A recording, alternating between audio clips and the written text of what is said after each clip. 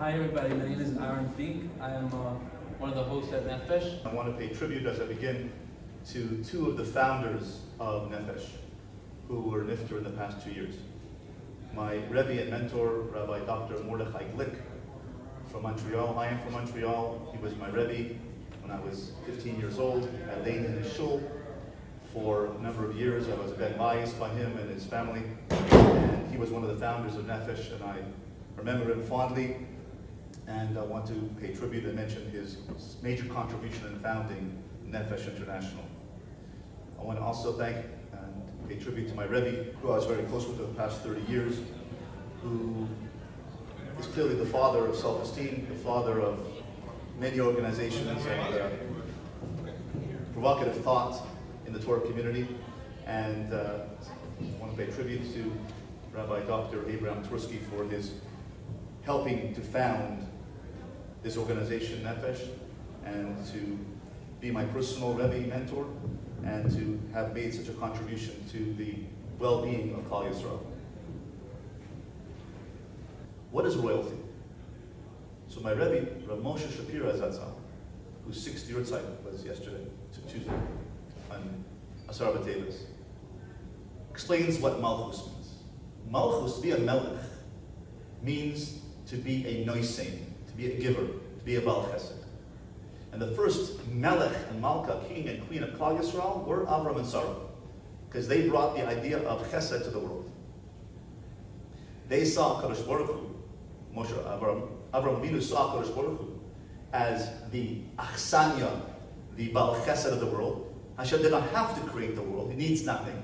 But since He created the world through an act of Chesed, Avram Avinu wanted to emulate that Chesed by also bringing Chesed to the world. So his emunah, his belief in God, was through Chesed.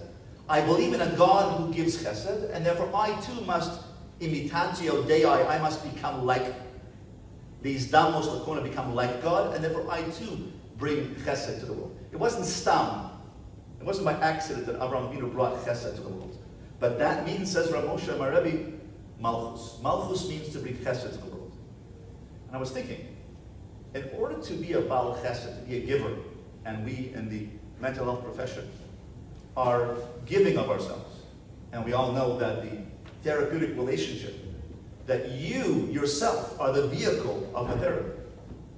Your thoughts, your approach, your belief system is a vehicle. Of course, we have to humble ourselves. We have to be an Eved Hashem and sublimate our sense of self and be a mirror, a metaphysical mirror for the client.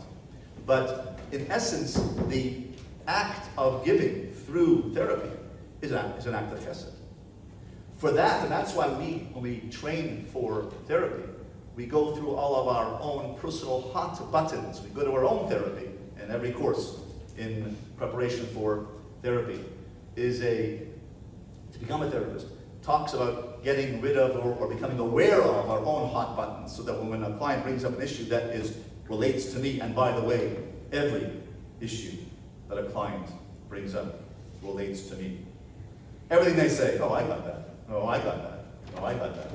But if you're a therapist and you see to yourself, I got that, then you can't go off in your mind and patch away into your mind and go, well, let me process that now while I'm sitting there with the client. You have to be aware that that is my issue too, and I'll process it later, but right now I have to focus on the client. So if I am a person who has not worked out my issues, and has not become aware of my issues, and I become, as one of my young teen at-risk clients says, I become fun-cused, which is confused backwards. I'm so confused that I can't even say the word confused. It's fun-cused. Then I cannot become a giver. Because I'm so self-absorbed, I'm so worried about my own issues, and so absorbed in my own head, I cannot have my mind clear to be a giver. And therefore, we have to be a Baal Chesed, to be a person who's a giver in therapy or in any area of life. We have to be clear. We have to be clear and be positive about ourselves and be worked out people. We have to be thought out. We have to be worked out. We have to be shalom and whole as much as humanly possible. Of course, it's a lifelong journey to work yourself out and to become a Adam HaShalom, a person who is whole and wholesome. Nevertheless, you have to be relatively worked out as a person to be able to be a person who's present in therapy, who is present and joining with the client. So I thought that at that point in my career, 25 years ago, was that the idea that I have to work on self-esteem.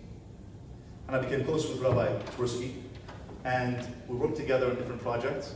And I learned and came to believe through my practice, that working on oneself, beyond self-esteem, through the work of Rabbi Twersky, self-esteem has developed in my mind to the concept of self. That once a person can develop a sense of self, which I call a sense of consciousness, that I'm conscious, aware of my own identity, my own strengths. This is a necessary precursor to successful therapy.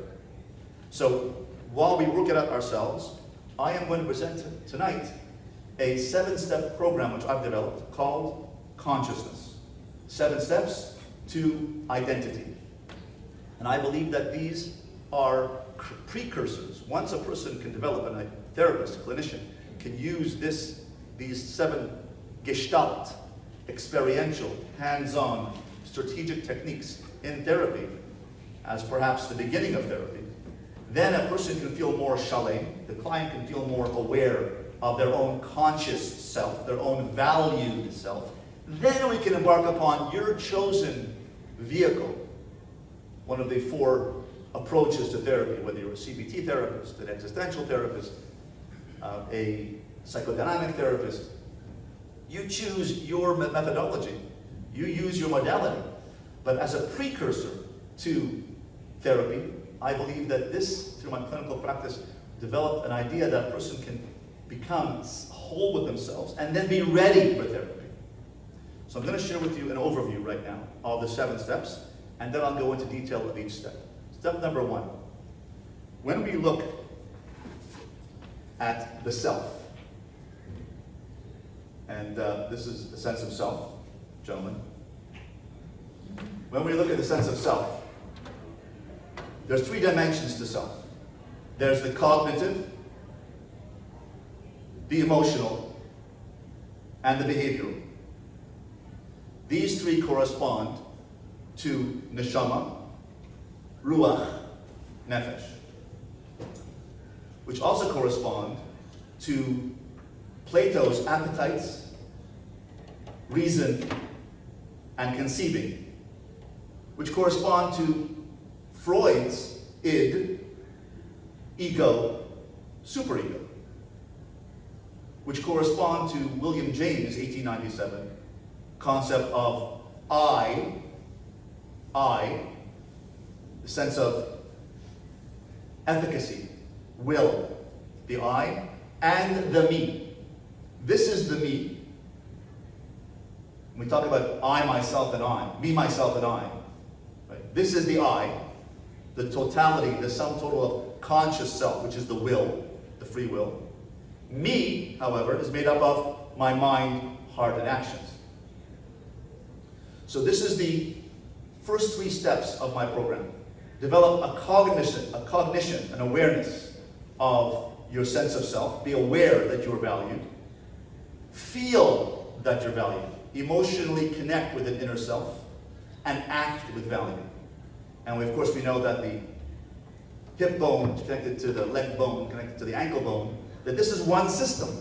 That the mind bone is connected to the heart bone, connected to the body bone.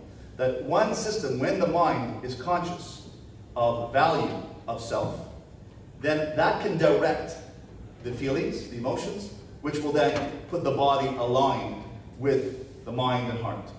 If the heart is acting over here and the mind is over here, if the head tefillin and the arm tefillin, heart tefillin, are not aligned, that's why we wear tefillin on the head and the heart.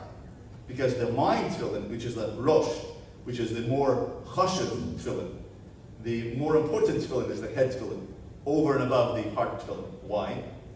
The mind, the mayach, contains the neshama. It directs the heart, which directs the body. This is all one system. But the overall system is governed by the I, which is the will, the free will, which comes from above. So the first step is cognitive, the second step is emotive, the third step is behavioral.